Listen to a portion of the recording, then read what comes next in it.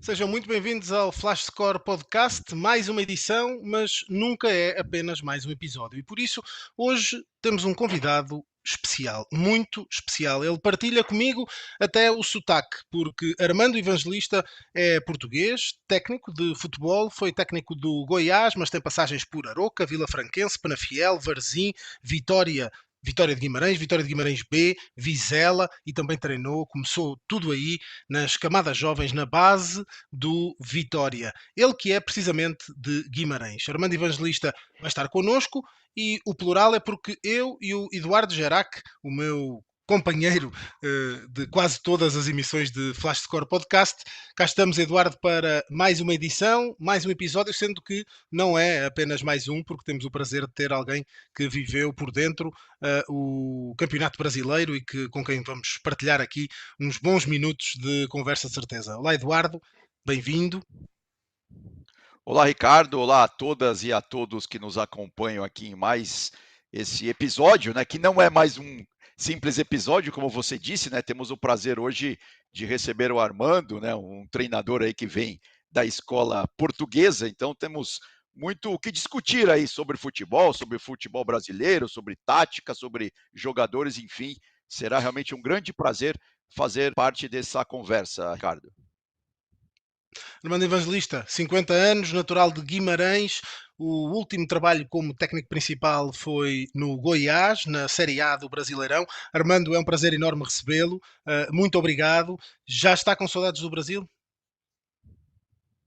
Olá, eu é que agradeço ter-me recebido e dizer que é um prazer estar aqui com vocês a partilhar e a falar de futebol eh, e voltar a falar do Brasileirão e tudo que envolve não só o Brasileirão, mas do futebol em geral. Estavas-me a perguntar se já estou com saudades do Brasil. Eh, sim, foi algo que me marcou, foi algo que eu procurei muito, foi algo que eu quis muito ir trabalhar no Brasil, ir conhecer essa realidade que é o Brasileirão, e conhecer uma realidade em que eu sabia que havia muito potencial, eh, um potencial atlético, um potencial genuíno, que é isso que compõe o jogador brasileiro. Tenho que dizer que não foi tempo perdido, muito pelo contrário. Foi uma aprendizagem fantástica, foi uma experiência que me enriqueceu e foi algo que espero um dia poder voltar noutras circunstâncias, com outras condições.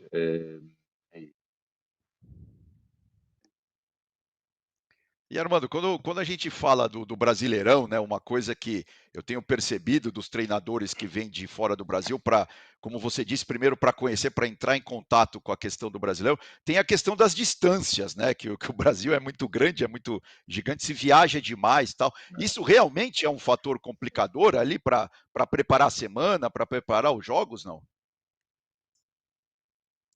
Eh, sim, parece-me que sim. Para relembrar aqui, eu cheguei ao Goiás já com o Brasileirão em andamento. Eu cheguei meados de junho. Ou seja, não houve, nem tive a oportunidade de planificar e planear o que seria esta exigência do Brasileirão.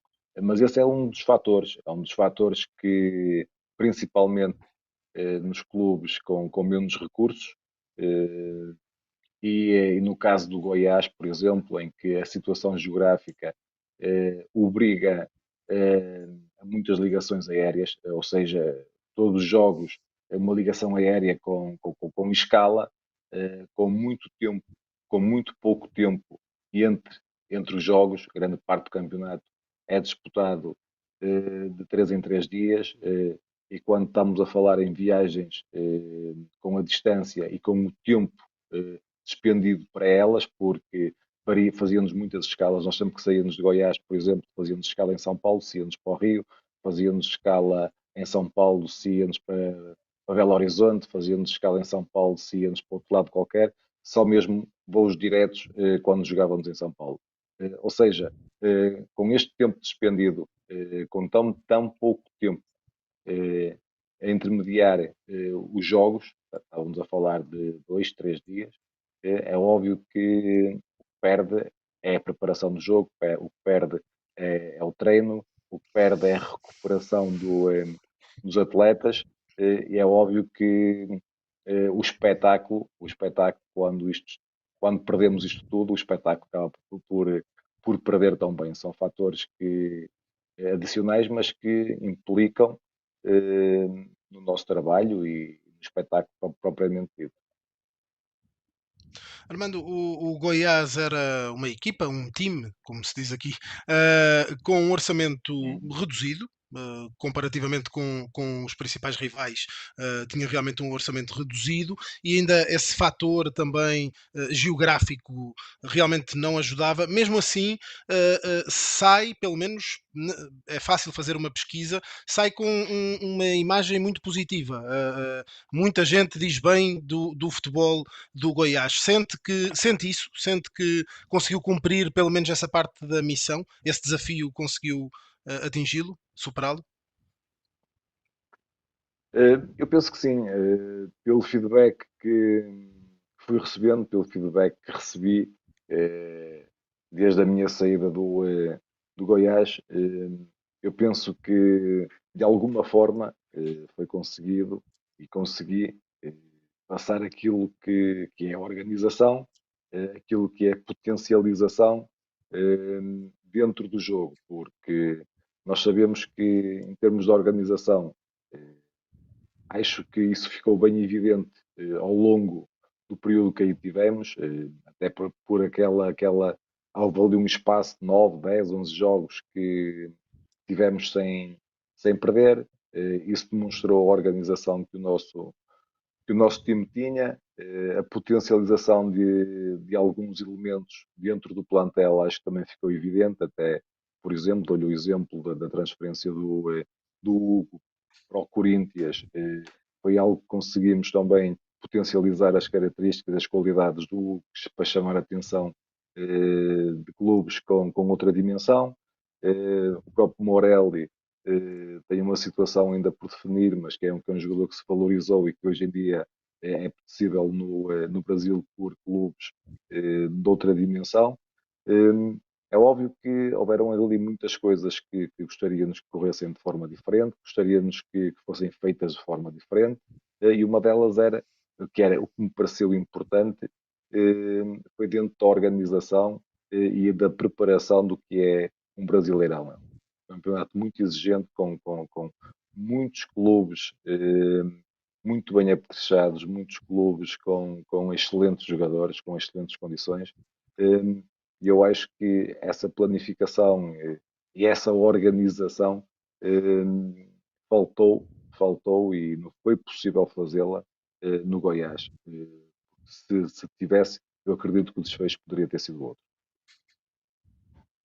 Tá certo. E Armando, eu tenho uma curiosidade, quando você fala assim de organização e os seus times, desde a da época do Arouca, que eu acompanhei também, são times muito bem organizados, né? Essa organização, assim, isso depende mais, obviamente, do que você pensa sobre futebol, depende mais da inteligência tática, vamos dizer assim, dos jogadores, ou seja, até que ponto você cede em relação ao grupo que você tem nas mãos. Existe muito essa adaptação ou não? São jogadores que precisam realmente se adaptar àquilo que você pensa sobre futebol.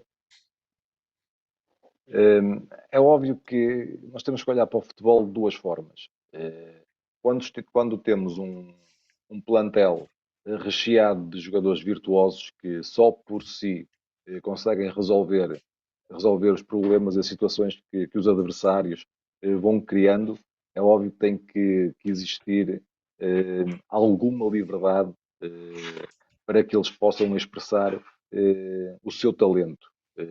Quando trabalhamos em clubes que existe uma diferença muito grande pós demais, eh, por vezes temos que olhar muito ao que é a nossa organização. É óbvio que nunca podemos, mesmo dentro desses times, nunca podemos tirar a criatividade e o improviso aos nossos atletas. Agora, existe uma coisa que eu acredito muito, que é no processo de treino. E eu acredito muito nisso. Invisto muito, muito nisso. A minha forma de trabalhar faz com que eleva, eu procuro que os meus jogadores se identifiquem todos com tudo aquilo que é a posição do colega, ou seja, o meu goleiro tem que estar identificado a 100% sobre o que nós queremos enquanto organização coletiva daquilo que faz o meu avançado. Isto é um exemplo. O meu zagueiro tem que saber o que faz o meu beirada. Ou seja, toda a gente tem que estar identificado com o processo. E quando isso, é óbvio que dentro de um desporto coletivo como é o futebol, em que envolve um plantel e envolve muitos jogadores, é um processo que demora o seu tempo. Mas quando conseguimos chegar a um patamar de entendimento em que toda a gente consegue ler isso e percebe isso, as coisas têm tendência a funcionar, ou pelo menos a funcionar melhor. É óbvio que a inteligência do atleta, o empenho, a forma com que olha para o jogo, é outra das coisas que nós procuramos que eles entendam o mais rápido possível tudo aquilo que é o processo. Eu vou-lhe dar um exemplo que a gente, enquanto equipa técnica, costumamos fazer para que esse processo seja mais facilitado, para que eles entrem mais rapidamente nas dinâmicas. Eu, por exemplo, eu não saio do vestiário dos jogadores sem antes mostrar-lhe, por exemplo, o que é que vai ser o treino, sem antes mostrar o esquema do treino, explicar-lhes o porquê daquele exercício. Se vamos trabalhar um exercício de organização ofensiva, porque é que estamos a fazer aquele exercício? Quais os objetivos daquele exercício? Em que há sempre ali espaço para um diálogo entre os jogadores e a comissão técnica para tirar dúvidas, para colocarem sugestões.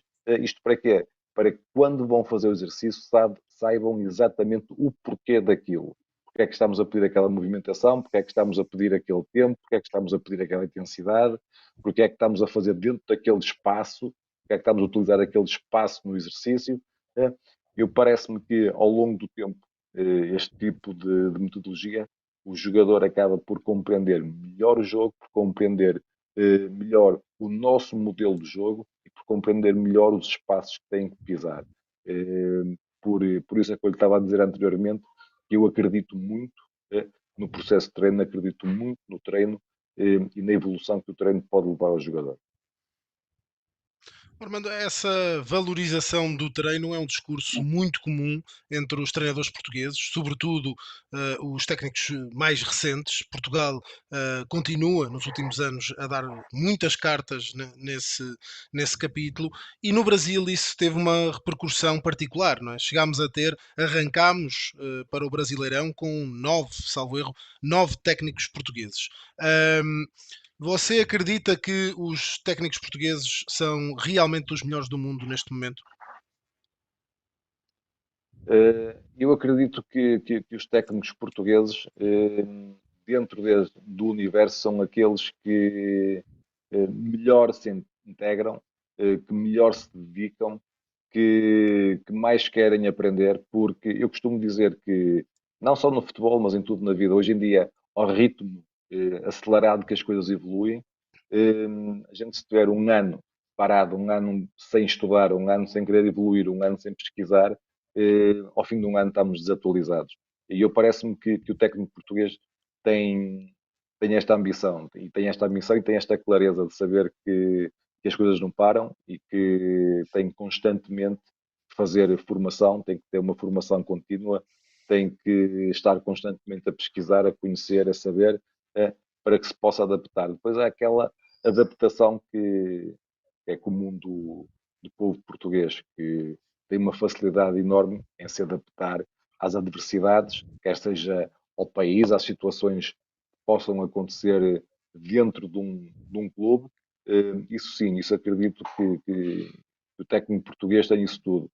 Agora, se são os melhores do mundo, porque eu vi coisas fantásticas de técnicos brasileiros, já vi coisas fantásticas de técnicos argentinos, de italianos, espanhóis, ingleses, alemães. Ou seja, eu aprendo com eles todos, eu procuro procuro aprofundar o que são os conhecimentos também desses técnicos. Eu acho que o que nos vai diferenciando é mesmo esta capacidade de adaptação e o sentimento de saber que temos que evoluir todos os dias temos que ser para poder ser melhores, porque estamos a falar de um meio muito competitivo em que só os melhores, sem dúvida, podem vingar. E até que ponto essa escola acadêmica que Portugal tem, né? A gente pode citar o professor, sei lá, Júlio Garganta e vários outros, né, que discutem futebol, que estão sempre aí tentando entender o futebol. Até que ponto isso migra para vocês que estão ali à beira do gramado? Tem essa interferência? Isso ajuda a explicar um pouco esse sucesso dos treinadores portugueses aqui no Brasil e, obviamente, em outras partes do mundo? Também tem. É óbvio que parte muito de nós. Eu, por exemplo, eu fiz faculdade, fiz faculdade de desporto, com o objetivo de aprender mais para poder ser melhor treinador. É óbvio que, tendo faculdades por trás, e quando estamos a falar da periodização tática, quando fala no Júlio Gargantas e nestes académicos, normalmente isso leva-nos para a periodização tática. É óbvio que isso um clique, foi um clique para a importância do jogo, para a evolução do jogo. E foi um clique para muitos treinadores portugueses, porque nós durante algum tempo, na ascensão, por exemplo, do José Mourinho, ouvimos o José Mourinho muitas vezes a falar em periodização tática. Ou seja, isso leva-nos à organização, leva-nos à exigência, leva-nos a querer saber mais. É óbvio que não, não são as únicas fontes de onde eu bebo, por exemplo. Eu procuro beber de muitas fontes, não só daquilo que é feito em Portugal, nem daquilo que é pesquisado e é motivo de estudo em Portugal. Eu procuro beber de todas as realidades para depois tirar as minhas ilações, porque parece-me que isso também é importante, porque quando nos colamos em demasia a uma só ideia, por vezes podemos ser reféns dessa mesma ideia. Eu procuro ter uma mente aberta e olhar de uma forma mais global para a evolução e para aquilo que se faz no futebol. Mas é óbvio que os nossos académicos e as nossas faculdades de desporto, o contributo que deram eh, e, e os licenciados que colocaram no mercado foi o trampolim para aquilo que é hoje o treinador português. É óbvio que depois dentro de cada treinador há a sua personalidade e há a sua evolução, o que faz a carreira de cada um. Armando, ao pesquisar aqui para a nossa conversa, uh, também até na senda dos elogios que se seguiram à sua saída do Goiás, apanhei muitas notícias que diziam que o Armando Evangelista era a primeira opção para o Cuiabá para suceder ao António Oliveira. Já se passaram uns dias, já se passou quase um mês. Vai ser o próximo treinador do Cuiabá? Em que ponto é que estamos? Olha, Ricardo, muito sinceramente, eu tenho uma vontade muito grande em regressar ao Brasil, porque foi algo que me cativou. Acho que é um país que, com 6 meses de trabalho aí, em relação àquilo que eu pretendia demonstrar e àquilo que eu pretendia fazer, foi um curto espaço de tempo. Eu acho que poderei fazer muito mais. Mas como é óbvio, não, e já tive contactos do Brasil entretanto, mas também foi uma aprendizagem aquilo que eu passei no Goiás. E a voltar terá que ser num projeto que me preencha, num projeto que vá ao encontro daquilo que eu pretendo neste momento, porque quero subir mais um degrau em relação àquilo que fiz no Brasil. É óbvio que não vou, por uma questão de delicadeza boa, não vou colocar os nomes dos clubes que entretanto entraram em contacto comigo, mas que é uma vontade e que eu acredito que vai acontecer, acho que sim.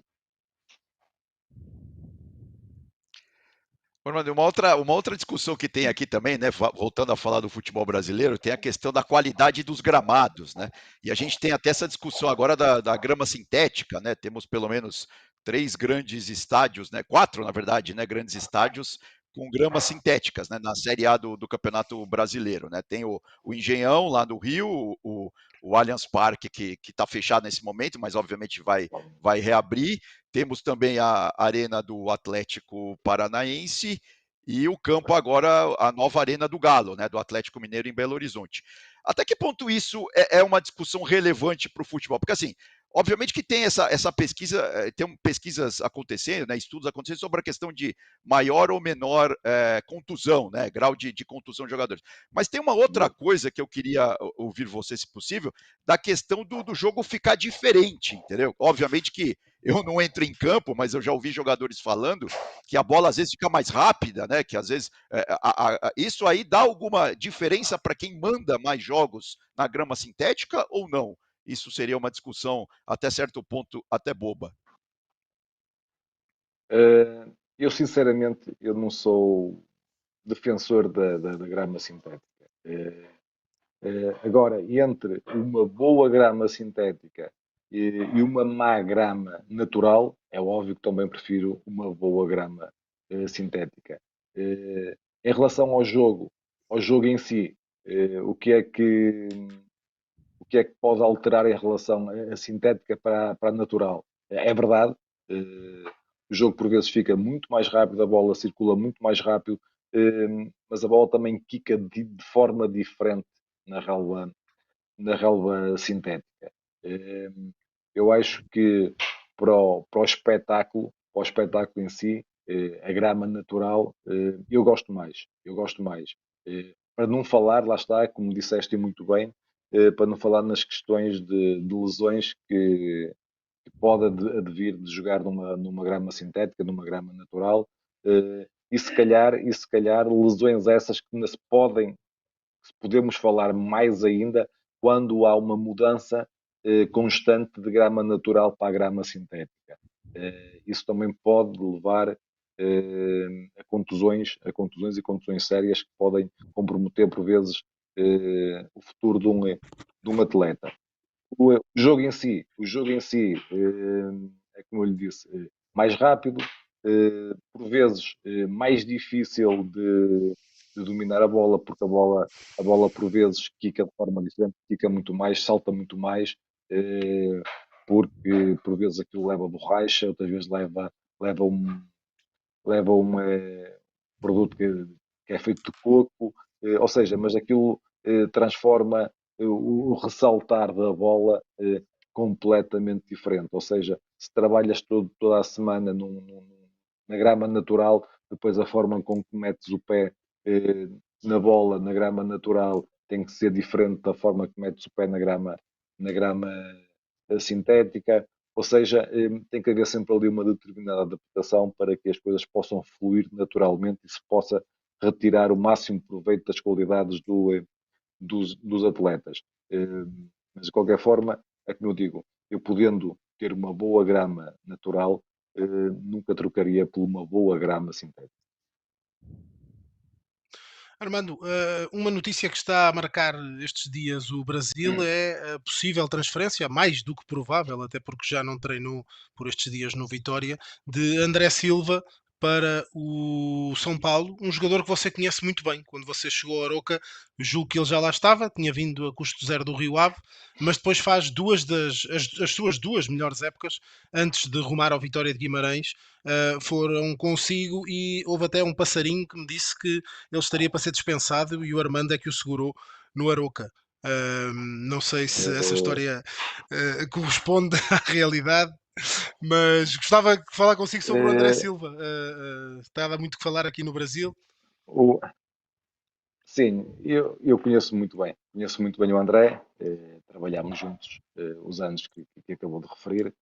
E a verdade foi que eu, quando cheguei ao Arouca, o André já estava já estava e vinha do Campeonato de Portugal.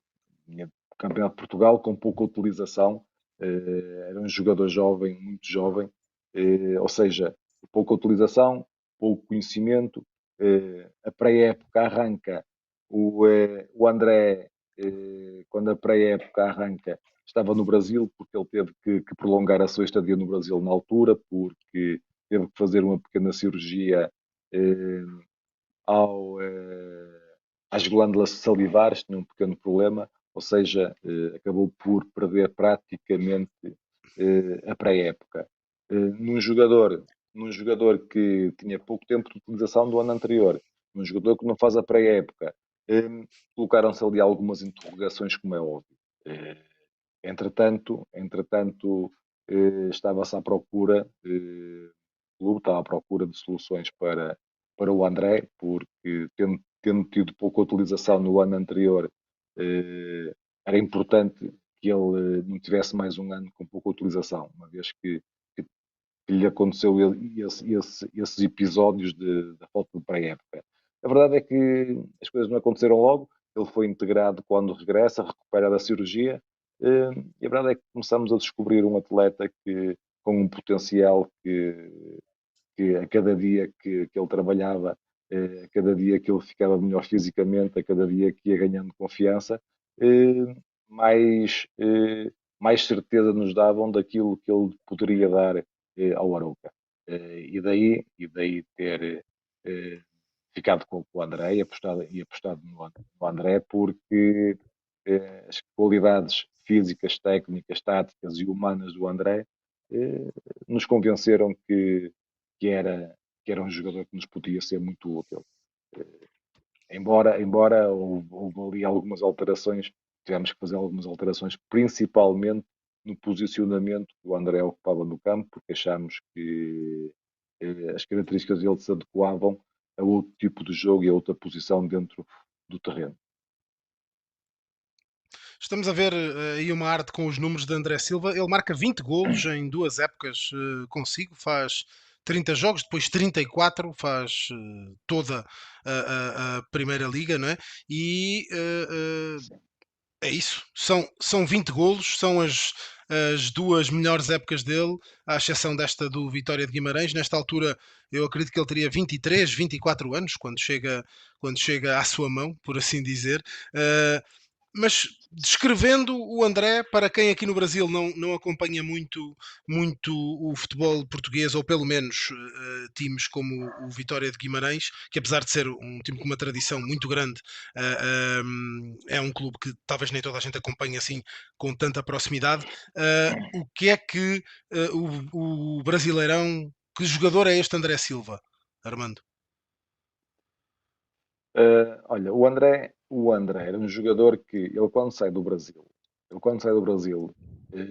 e vai para a Ucrânia, para o Shakhtar, e depois regressa para o Sub-23 do Rio Ave, depois o Rio Ave empresta ao Arouca, ele jogava como vocês chamam aí, como beirada. Era a posição de terreno do André beirada. Um jogador potente, a pé esquerdo, remate fácil, com o pé esquerdo, com potência. Um jogador muito inteligente, que precisava de espaço. E dentro das características físicas e técnicas e táticas que nós encontramos no André, a gente começou a utilizá-lo como um avançado centro. Um avançado centro diferente, tanto pode atuar sozinho como pode atuar com dois na frente, porque ele tem capacidade de explorar a profundidade e tem capacidade e muito bem de jogar entre linhas. É um jogador muito inteligente a aproveitar os espaços entre linhas. É um jogador que com diagonais é aproveitar aquelas diagonais curtas, tanto de dentro para fora, para depois poder servir os colegas. É um jogador que fisicamente, como eu disse, é muito potente. É um jogador que tem capacidade de jogar de costas para a baliza. Eu acho que o André, depois associado a isso, à sua vontade de querer aprender, porque ele, quando começamos a utilizar nesta posição nova, ele foi um jogador que sempre mostrou muita curiosidade em querer ver o que é que faziam os melhores, em querer aprender com os melhores. Ele pedia constantemente cortes de lances de outros avançados para poder analisar em casa, para poder evoluir. Um jogador sempre muito focado no treino, sempre disponível para ouvir, sempre disponível para aprender. Eu acho que essa é a mais-valia do André. O André é um atleta, depois como pessoa, é um atleta fantástico, um atleta de grupo, é um atleta que não tem problemas em sofrer para a equipa, porque o André, mesmo no processo defensivo, é um elemento importantíssimo dentro de qualquer grupo. É aquele avançado que não está só preocupado em fazer gols, mas está preocupado com toda a equipa. No processo defensivo é um avançado moderno, um avançado que sabe pisar, sabe qual é a sua tarefa e sabe estar inserido dentro de um grupo.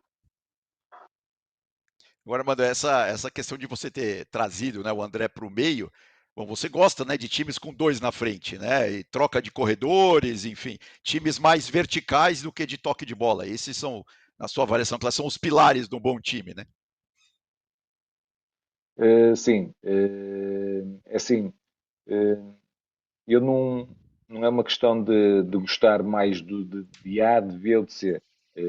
Eu procuro dentro no meu modelo de jogo, em primeiro tenho que conhecer muito bem as características dos jogadores que tenho pela frente. Depois de conhecer muito bem os jogadores que tenho pela frente, a estratégia monta-se a partir daí. Porque eu se tiver um time que tenha capacidade de sair por trás, capacidade de atrair adversários para me dar, para abrir espaços mais à frente, é óbvio que o vou aproveitar. Agora, se eu tenho um time que não tem capacidade, se eu não tenho um volante ou se eu não tenho um zagueiro que tenha capacidade de ter bola, de atrair, de atrair o adversário, que se não se sinta confortável na primeira fase de construção, é óbvio que tenho que adotar outra forma de jogar, uma forma mais vertical, para poder explorar depois os espaços mais à frente. Ou seja, é importante, lá está, era aquilo que eu vinha a dizer. Eu não sou um treinador radical. Eu procuro primeiro conhecer muito bem o que tenho na frente, as características dos meus jogadores, para depois, dentro da nossa forma de jogar, lhes dar aquilo em que eles possam sentir mais confortáveis, em que possam ter mais rendimento. Ou seja, por Armando, muito do que você... Desculpa, Ricardo, só não, para não, não, não, não, não vai perder o Eduardo, vai. gancho, tá? Ou seja, por muito que você está Força. falando, Armando, então hoje em dia a questão mental, né, do jogador, do elenco como um todo, obviamente do treinador, hoje tem um peso gigantesco, né? A gente vê isso cada vez mais no futebol. Imagino que você também pense assim, não, né? Sem dúvida, Eduardo. Sem dúvida que penso assim. Eu parece-me que é fundamental, face à informação que hoje toda a gente tem acesso, e o jogador de futebol hoje em dia tem acesso a toda a informação. É importante que o jogador de futebol, quando olha para você, quando o ouve, ele acredite naquilo que está a dizer, que o treinador está a dizer. Por isso, o treinador tem que ser muito assertivo, tem que ser uma pessoa muito bem preparada, porque hoje em dia o jogador de futebol questiona o técnico, ele questiona o porquê, porque é que eu faço isto, porque é que não fazemos aquilo. Ou seja, técnico que não esteja bem preparado não vai passar essa confiança para o grupo. É importante que tenhamos respostas, é importante que a mensagem que a gente passa faça o grupo acreditar.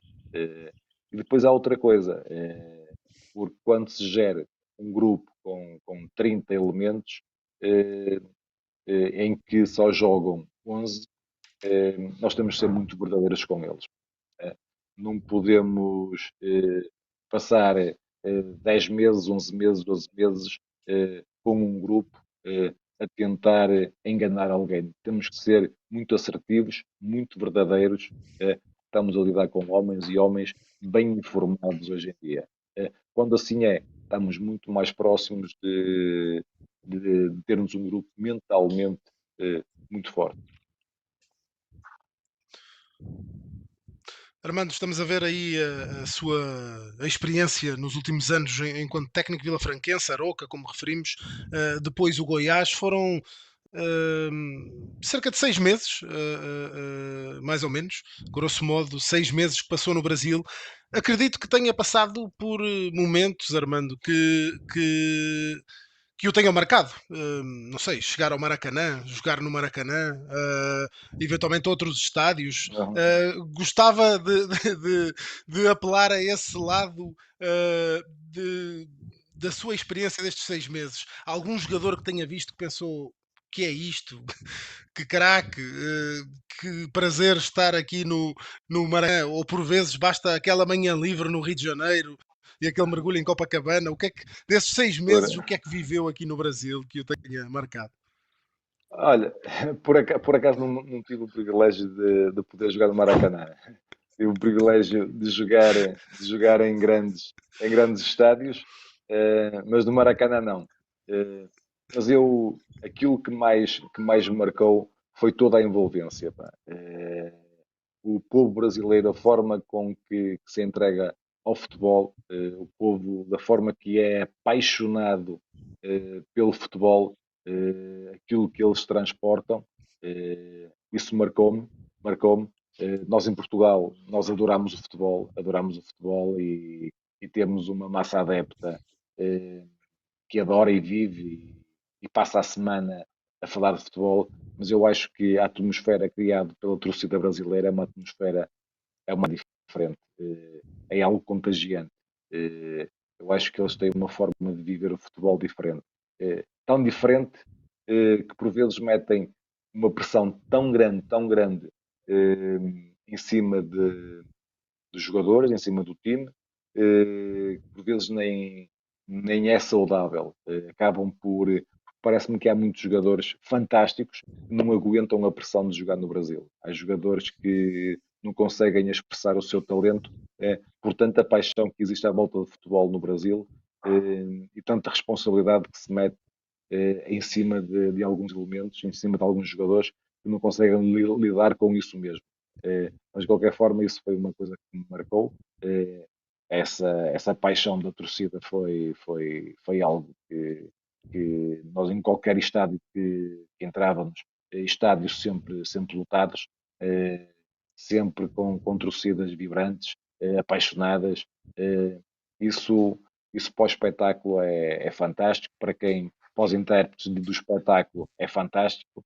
Eh, foi o que mais me marcou, foi isso mesmo, no Brasil. É óbvio que quando estamos a falar de talento, eh, e eu recordo-me, por exemplo, do Vitor Roque, eh, que tinha algum conhecimento, mas não tinha um conhecimento profundo quando jogamos contra o Vitor Roque.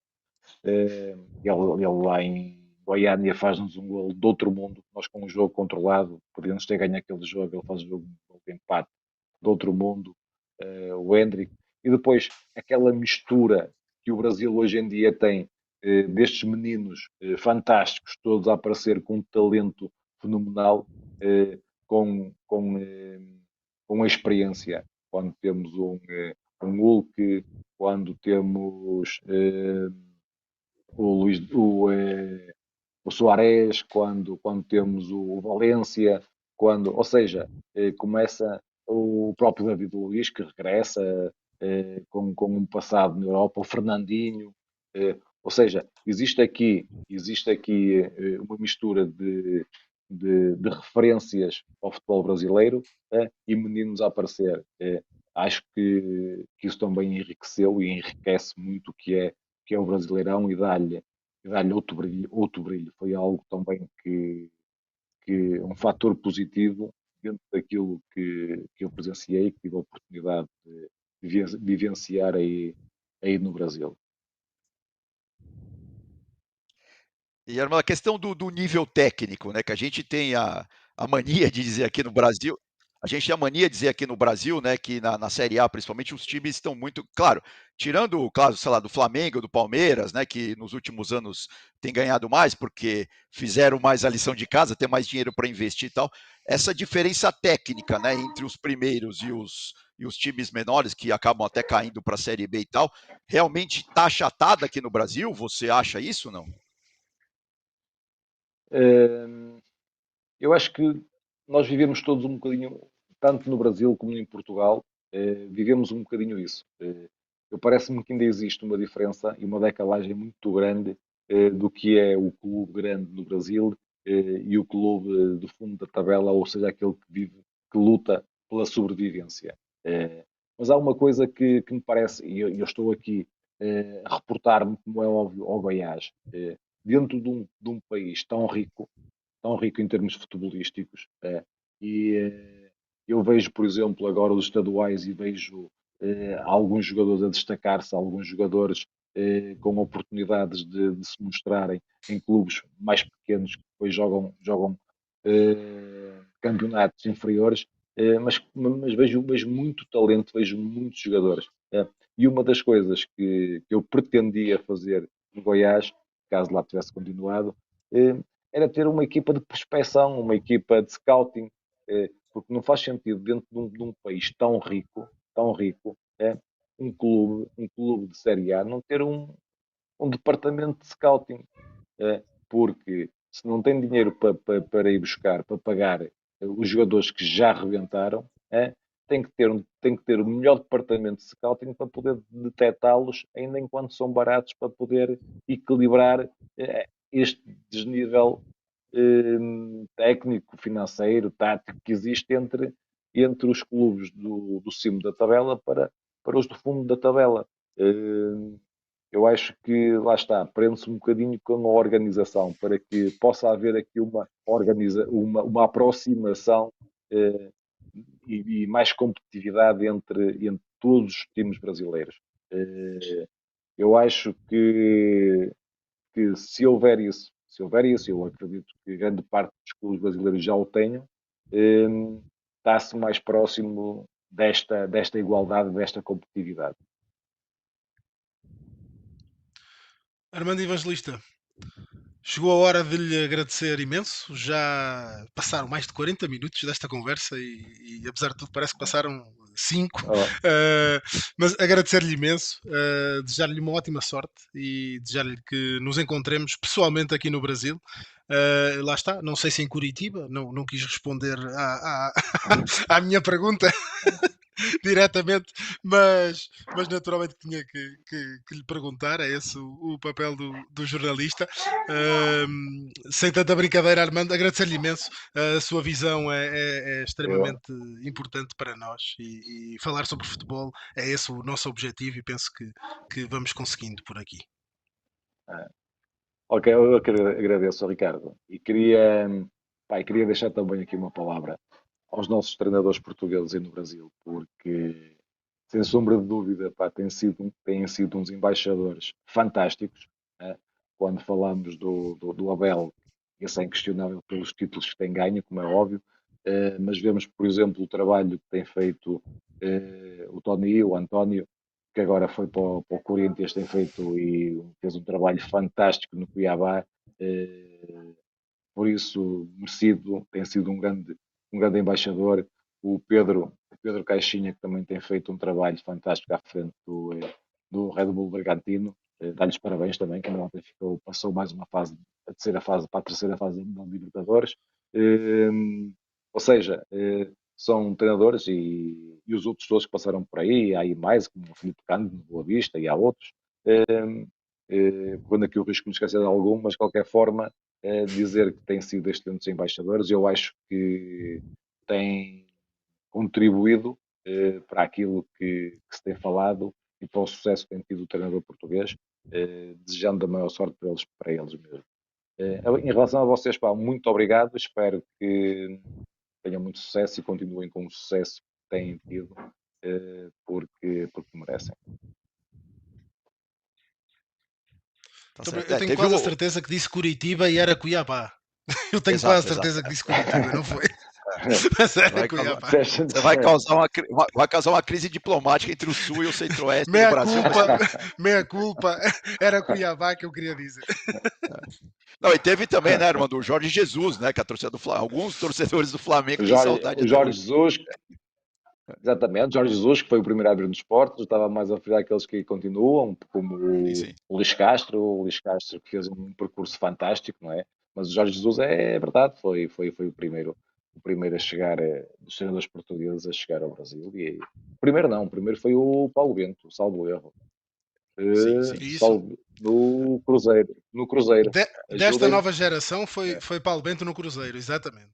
Uma passagem curta, Exatamente. Uma mas passagem. efetiva. Pois, exatamente, exatamente. E depois, claro, o Jorge Jesus, o Vitor Pereira, o Luís Castro, tudo gente Epa, Renato que Paiva, desenvolveu muita gente. o Renato, exatamente, o Renato, pá, muita gente que passou por aí, uns mais tempo, outros menos tempo, mas eu acho que todos eles grandes embaixadores para o que é o futebol português e para o que é o treinador português. Tá certo. Bom, obrigado, viu, Arnaldo, É pela isso. presença. Realmente é muito legal discutir futebol com você, discutir tática, enfim, é uma coisa bastante interessante. Obrigado aí pela presença. Eu é que Por hoje agradeço, ficamos foi um por prazer estar aqui. com vocês. Obrigado, Vitor.